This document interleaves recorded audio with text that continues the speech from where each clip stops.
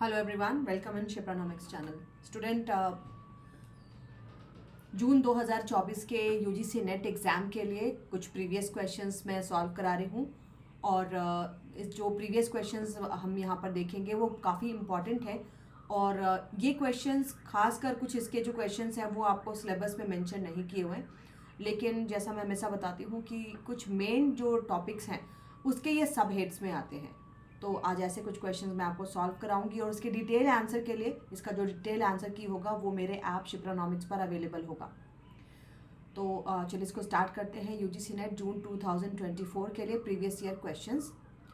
सबसे पहले student, let me introduce myself. I am doctor Shipra. I am UGC NET JET and PhD from university of Jammu. My specialisation is in econometrics and I have published my paper on rural credit. This is my mobile number 9320634901. You can message me on this number, but please don't spam.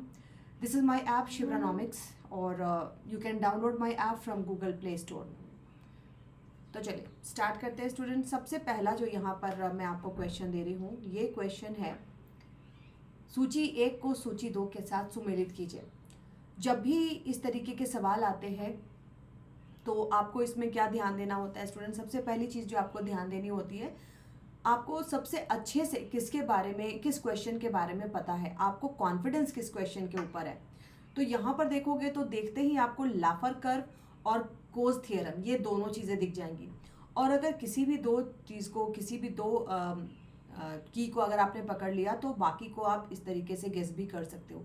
ठीक है, तो लैफर curve हम जानते हैं कि लैफर curve क्या बताता है, tax revenue and tax rate, है ना। टैक्स रिवेन्यू क्या होगा और टैक्स रेट क्या होगा। अगर टैक्स रेट बढ़ता है तो टैक्स रिवेन्यू बढ़ती है, लेकिन एक पॉइंट के बाद जो लैफर वक्र है वो धीरे धीरे घटता भी है। इस तरह से कुछ लैफर वक्र बनाते। तो यहाँ पर लैफर वक्र जो है आपको कर आकार में वृद्धि और कर राजस्व के बीच संबंध बताता है ना। तो बी में 1 होगा। अब देखो यहाँ पर बी में 1 इसमें भी दिया है, इसमें भी दिया है और इसमें भी दिया है। क्यों? क्योंकि आपको पता है सबसे इजी हमें यही दिख रहा है, तो इसको और कंफ्यूजिंग बनाने के लिए 3 ऑप्शन इसके दे दिए गए। अब हम आ जाएंगे कोज प्रमेय पर। कोज थियरम पर्यावरण अर्थशास्त्र से रिलेटेड है, एनवायरमेंटल इकोनॉमिक्स से रिलेटेड है। कोज थियरम क्या बताता है? एक्सटर्नैलिटी को बताता है। एक्सटर्नैलिटी मतलब बाह्यता। हमारे किसी काम का अगर प्रभाव किसी और पे पड़ता है तो उसे हम क्या कहते हैं? एक्सटर्नैलिटी। जब जिसके कारण मार्केट फेल होता है, बाजार असफल होता है। ठीक है, तो ये एक्सटर्नैलिटी से निपटने के लिए निजी बाजार की प्रभाविकता को बताते हैं। कोज थियरम बार्गेनिंग को बताता है कि अगर किसी भी एक्सटर्नैलिटी के कारण पर्यावरण को डैमेज हो रहा है, क्षति पहुंच रही है, तो उस डैमेज को किसी न किसी के द्वारा कॉम्पेंसेट किया जाना चाहिए। अगर आपके चिमनी से निकला हुआ धुआं पड़ोसी के फेफड़ों को नुकसान पहुंचा रहा है तो उसमें उसकी कोई गलती नहीं है, तो आपको उसको कॉम्पेंसेट करना चाहिए, है ना। ये मैंने बहुत ही छोटा सा एग्जांपल दिया। तो कॉम्पेंसेशन के लिए ये कहते हैं कि भाई बार्गेनिंग होनी चाहिए, प्रॉपर्टी राइट पर बार्गेनिंग होनी चाहिए। यहाँ पर प्रॉपर्टी राइट, प्रॉपर्टी किसको कहते हैं? तो प्रॉपर्टी पर्यावरण को कहते हैं। जिस तरीके से गोल्ड सिल्वर ये हमारी प्रॉपर्टी होती है, पर्यावरण भी हमारी प्रॉपर्टी होती है। तो कोज थियरम जो है रोनाल्ड कोर्ट्स के द्वारा लाया गया था और उन्होंने प्रॉपर्टी राइट के ऊपर बार्गेनिंग की बात को किया। तो बाह्य कारक की एक्सटर्नैलिटी से निपटने में निजी बाजार की भागीदारी था। तो हम देख रहे हैं 2 में ए होगा। अब यहाँ पर देखो 2 में ए होगा तो सबसे पहले जो आपको यहाँ पर दिख जाता है कोज प्रमेय 3 में आपको ए, कहाँ पर 3 में ए दिया हुआ है? तो आप देखो डी ऑप्शन 3 में ए दिया हुआ है और ए ऑप्शन, ये दोनों ऑप्शन आपके बिल्कुल एक जैसे हैं। तो इस क्वेश्चन को सेट करने में आपको काफ़ी ज़्यादा कंफ्यूज करने की कोशिश की गई। लेकिन थर्ड जब हम देखते हैं गेम थ्योरी में प्रबल रणनीति, इसका मतलब है कि जहाँ पर सी होगा वहाँ पर ऑप्शन 4 होगा। तो यहाँ पर ऑप्शन 4 हमें मिल जाता है। तो देखो इतना इजी नहीं होता किसी भी मैचिंग वाले क्वेश्चन को बनाना, लेकिन अगर आप उस पॉइंट से शुरू करोगे जहाँ पर आप काफ़ी कॉन्फिडेंट हो तो 2-3 विकल्प के बाद आप एक सही विकल्प को चुन लेते हो, है ना। तो यहाँ पर आपका सही विकल्प होगा ए। अब चलो क्वेश्चन नंबर 44 पे चलते हैं। ये 2019-20 के क्वेश्चन है स्टूडेंट।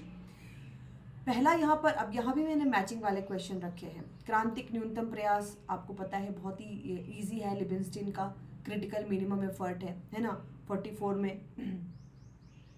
ओके, अच्छा अब आ जाओ न्यू क्लासिकल समृद्धि मॉडल डेमोग्राफिक ट्रांजिशन थियरी किसका है, age of high mass consumption किसका है।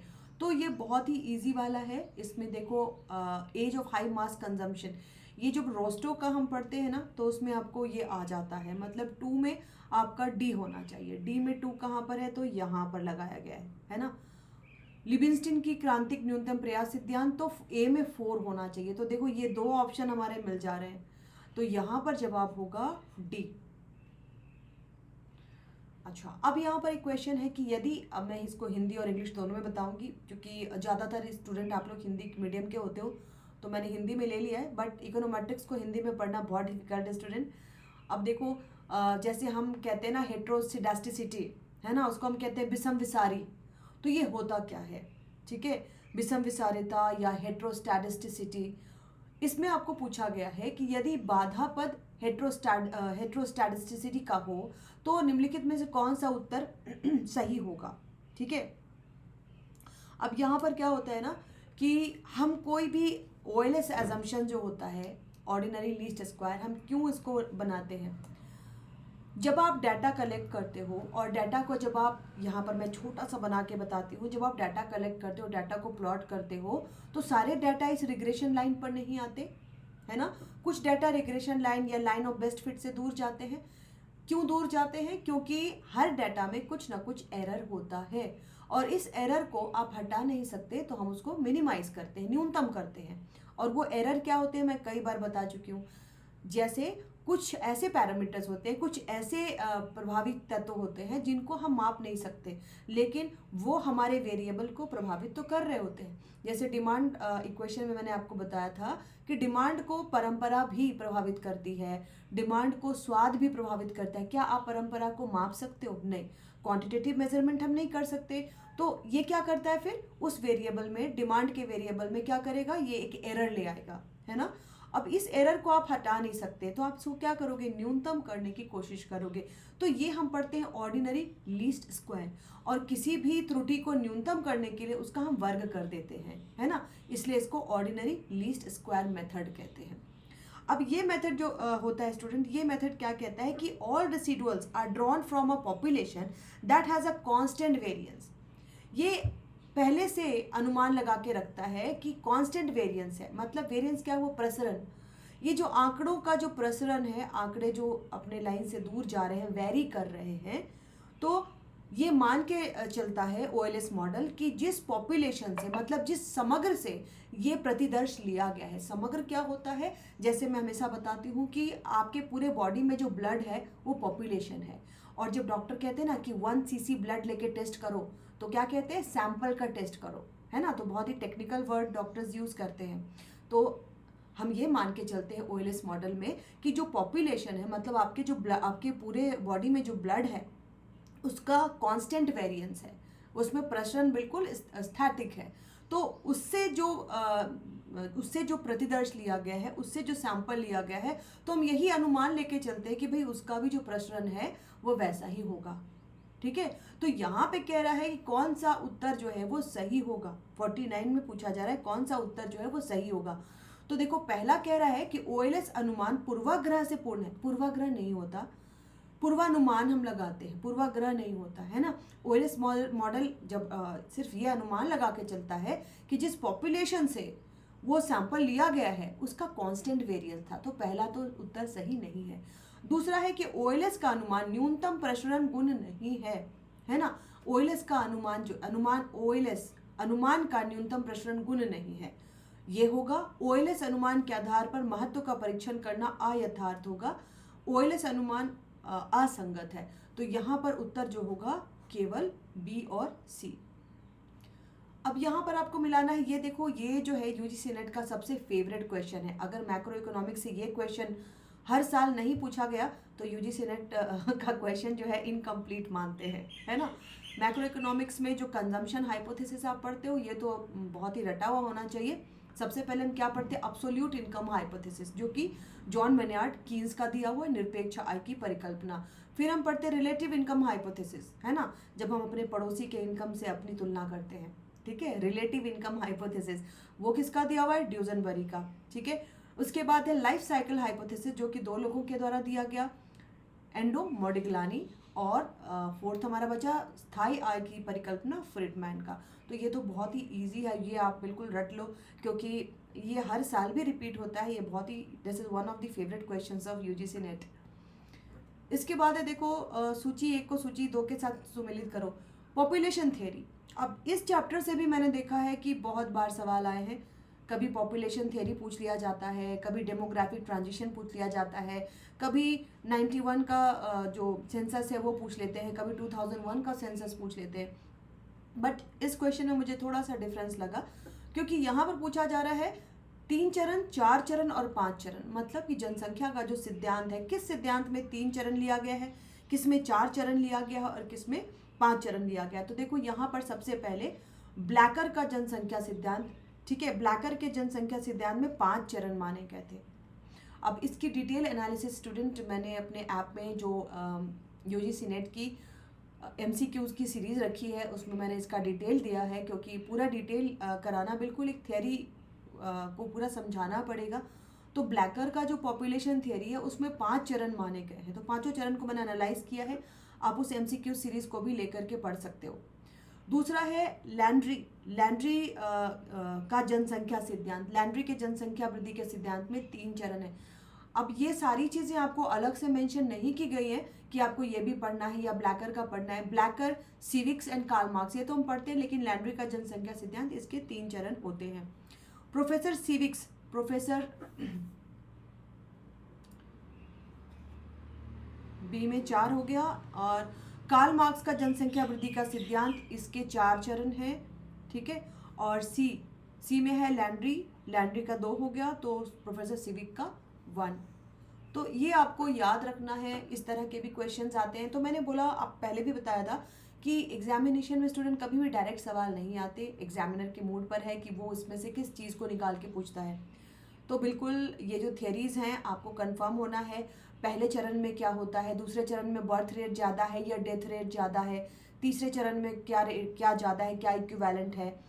और दूसरी बात कि इन सभी को मेज़र करने का फॉर्मूला भी आपको याद होना चाहिए, एंड 2001 का सेंसस भी आपको याद होना चाहिए। तो ये भी, this is one of the favourite question of UGC net. अब है निम्नलिखित को सुमेलित कीजिए, क्वेश्चन नंबर 2, ठीक है। क्वेश्चन नंबर 2 में सबसे पहले सीमांतवादी क्रांति, मार्जिनल रेवोल्यूशन, ये जेवंस का दिया हुआ था। मार्जिनल रेवोल्यूशन, मार्जिनल यूटिलिटी के बारे में उन्होंने बताया था, और इन्होंने 1835 में इस चीज़ को बताया था। तो सीमांतवादी क्रांति जो है ये जेवंस के नाम से है। उसके बाद आ जाते हैं स्टूडेंट हम बी, गुणक त्वरक मॉडल, ये आपको चला जाता है सैमुएल्सन। वास्तविक व्यापार मॉडल रॉबर्ट जे बोरो का था, और ISLM वक्र JR हिक्स का था। ISLM वक्र मैं बता चुकी हूँ, इंटरेस्ट रेट की ये मॉडर्न इंटरेस्ट रेट थियरी है, जिसमें कि गुड्स मार्केट और मनी मार्केट दोनों का इंटरैक्शन बताया गया है कि गुड्स मार्केट भी मनी मार्केट को अफेक्ट कर सकता है, मनी मार्केट भी गुड्स मार्केट को अफेक्ट कर सकता है। तो इसमें सही जवाब होगा ए। तो देखो, इस तरह से जो मैचिंग वाले क्वेश्चंस हैं जो काफ़ी कंफ्यूजन क्रिएट करते हैं। कंफ्यूजन तब क्रिएट होता है जब आपको वो सिद्धांत अच्छे से लर्न नहीं है। अगर आपने बहुत ही अच्छे से सिद्धांत को लर्न किया हुआ है, कॉन्सेप्ट आपका बहुत क्लियर है, तो यूजीसी नेट आपको कितना भी डिफिकल्ट क्वेश्चन दे आप उसको बता लोगे। अब आ जाओ Dickey Fuller test, Box Jenkins test, Glejser test and ग्रेगनर परीक्षण। अब देखो, इसमें केवल डिकी फुलर टेस्ट जो है ये बार बार पूछा गया है, ठीक है। डिकी फुलर टेस्ट, और इसके साथ साथ सबसे पहले देखो ए में जो होगा ये नंबर 4 होगा। डिकी फुलर टेस्ट क्या है मैं आपको बताऊं, ये टाइम सीरीज का टेस्ट है, ठीक है। और इस टेस्ट को KPSS टेस्ट भी कहते हैं। ये बताता है कि टाइम सीरीज के जो डेटाज होते हैं उसमें स्थिरता है या नहीं, है ना। इसको हम समय श्रेणी डाटा के लिए यूज़ करते हैं। तो बेसिकली इकोनोमेट्रिक्स के ये जो टूल है आपको इतना पता होना चाहिए कि किस चीज़ के लिए यूज़ किया गया है और इसका सिग्निफिकेंस क्या है, हम इसको क्यों यूज़ करते हैं और किस चैप्टर से है, इतना आपको ज़रूर पता होना चाहिए। दूसरा है बॉक्स जेकिंस मेथड। बॉक्स जेकिंस मेथड जो है ये पूर्वानुमान के लिए है। और इसके बाद आ जाता है ग्लेसर परीक्षण। ग्लेसर परीक्षण स्टूडेंट, इसको मैं कहती हूँ कि to verify the usefulness of one variable to forecast another. दो वेरिएबल लेकर के हम चलते हैं टाइम सीरीज में, अगर कि एक वेरिएबल के आधार पर हम दूसरे वेरिएबल का पूर्वानुमान लगाते हैं, तो वो पूर्वानुमान लगाने के लिए हमें जो है ग्लेशियर परीक्षण को करना पड़ता है। और ग्लेशियर परीक्षण बताता है कि हमने जो एक वेरिएबल लिया है, एक चर लिया है, वो दूसरे चर का पूर्वानुमान अच्छे से लगा सकता है कि नहीं, है ना। तो क्वेश्चन नंबर 3 में ए में हमारा स्थिरता होगा, बी में जो बॉक्स जैकिन्स मेथड है वो इस पर 3 में जाएगा, ग्लेशियर परीक्षण जो है हेट्रोस्टैटिस्टिसिटी पर जाएगा, और इसके बाद डी में ग्रेंगर परीक्षण जो है वो कैजुअलिटी पर या कारणता पर जाता है। तो इकोनोमेट्रिक्स के चैप्टर में आपको बहुत सारे टेस्ट दिए रहते हैं, उन टेस्ट के बारे में आपको पता होना चाहिए कौन सा टेस्ट क्यों लगाया जाता है। लेकिन इसमें से आप देखोगे कि ज़्यादातर टेस्ट के नाम नहीं दिए हुए हैं, लेकिन चैप्टर से रिलेटेड, जैसे टाइम सीरीज आप पढ़ रहे हो ना, तो टाइम सीरीज के डाटा में स्थिरता है नहीं है, या फिर एक वेरिएबल दूसरे वेरिएबल को कितने अच्छे से बता सकता है, इन सभी के लिए आपको डिफरेंट टेस्ट हम यूज़ करते हैं। ग्लेशियर परीक्षण है, डिकी फुलर टेस्ट है, ठीक है, और ग्लेशियर परीक्षण को हम एप्टीट्यूड टेस्ट भी कहते हैं।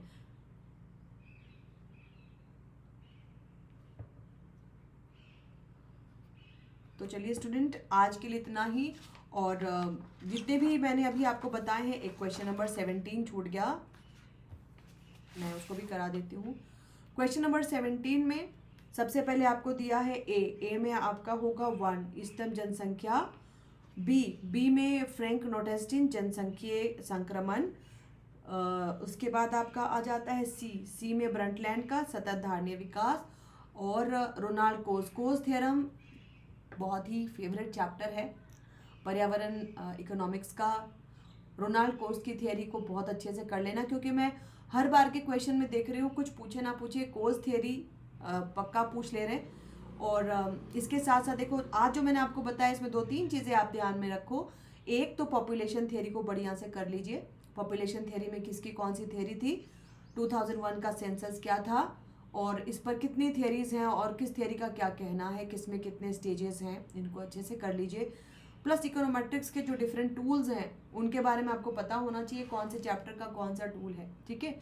और स्टूडेंट, ये जो आज जो मैंने आपको बताया, जितने भी सिलेक्टेड क्वेश्चन बताए, इन सब का डिटेल आंसर आपको मेरे ऐप शिप्रानॉमिक्स पर जो मैंने MCQ की सीरीज़ दी हुई है उसमें डिटेल में बताया हुआ है, तो आप उसको वहाँ से लेकर के भी पढ़ सकते हैं। और एक और अनाउंसमेंट मैं कर दूँ, मैंने आज सुबह भी बताया था कि आज से दिसंबर 2024 के UGC नेट के लिए क्लासेस स्टार्ट हो रही हैं। तो आप लोगों में से जो भी स्टूडेंट दिसंबर 2024 के लिए तैयारी कर रहे हो, आप इस क्लास को परचेज कर सकते हैं। और थर्ड अनाउंसमेंट, देखो अनाउंसमेंट होती रहनी चाहिए। थर्ड अनाउंसमेंट क्या है, आप लोगों के लिए बुद्ध पूर्णिमा आने वाला है, उसके उपलक्ष्य में क्लास प्लस के द्वारा मेरे ऐप पर एक डिस्काउंट कूपन भी लगाया गया है, that is off 800। You can avail that discount coupon also. तो that's all for today, thank you so much, bye bye.